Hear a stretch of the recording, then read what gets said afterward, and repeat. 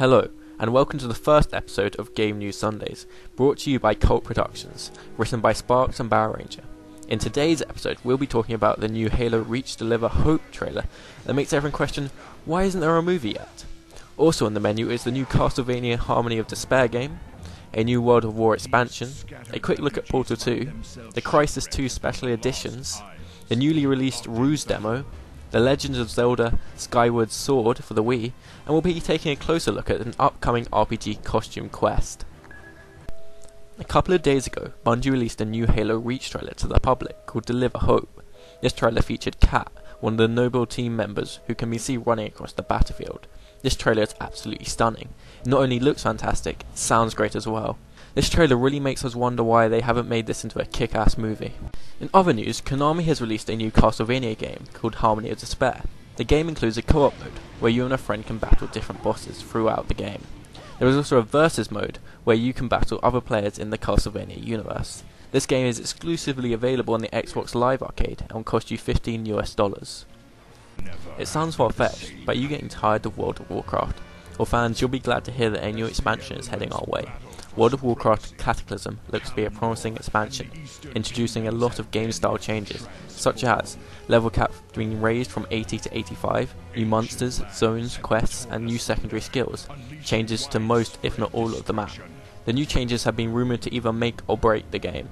Two new races have also been brought into the fray. For the Alliance, the Worgen, werewolves, which have all classes but Shaman and Paladin, and for the Horde, Goblins, which have all classes but Druid and Paladin. But best and most anticipated of all is the ability to fly around the world of Azeroth on your flying mount. Also included in the expansion is support for new DirectX 11 features and a new water rendering engine. One of the big names going around the gaming community is Portal 2, a quirky, innovative first-person shooter with a distinctive lack of shooting. This game will make its return in February 2011 with a new storyline, new features, but most importantly, the same great gameplay style that made the original such a phenomenon. The biggest addition revealed to the masses so far is the inclusion of cooperative mode, in which two players team up as adapted aperture technology with Portagon to solve increasingly difficult challenges. With the recent release of the co-op trailer, showcasing the orange and blue robots teaming up to bypass an obstacle, the two-player game mode is really shaping up to be a surefire hit in the gaming community. Crytek recently announced that Crysis 2, the sequel to the well-received, graphically insane Crysis, will be shipping next March, with not one but two special editions, the Limited Edition and the Nano Edition. The Limited Edition includes bonus XP for the multiplayer, enough to start players out with enough experience points to gain early access to all 5 preset class loadouts, a special attachment called the Scar Hologram Decoy, which shoots out realistic projections of the player, diverting the enemy's attention, a Scar weapon skin, which is just the Scar with a digital style camouflage, and finally it gives you a Plasmon dog tag, which is a special one-of-a-kind dog tag. This will be one of the 250 that you'll be able to collect in the Crysis 2 multiplayer. The Nano Edition will include everything the Limited Edition has, but with the added bonus of a steel game case, an 11-inch statue of Prophet, the game's protagonist, and a high-quality art book, all packaged inside a nanosuit-style backpack.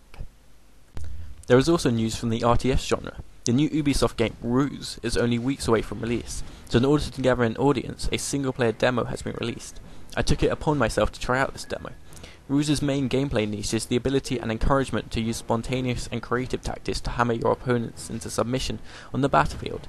These are called RUSEs, and fairly well implemented into the game. The graphics are surprisingly nice for an RTS game, especially the cutscenes, which seem into the gameplay flawlessly. The controls aren't typical of an RTS, as almost everything is performed using the left mouse button. This will make it easier for first-time RTS players to pick up the control scheme, whereas more experienced players only need to adapt slightly. As far as I can see, RUSE is going to be a unique RTS experience, and I for one can't wait. If you want to download the demo for yourself, follow the link below. Some might say there are too many Zelda games, but can you really say that there are too many Zelda titles if they keep getting better and better with each new release? The new Zelda Skyward Sword looks something that any Wii owner must have in their collection. The game will be compatible with the new Wii Plus system, which will give you total control of your sword or crossbow to dominate your enemies.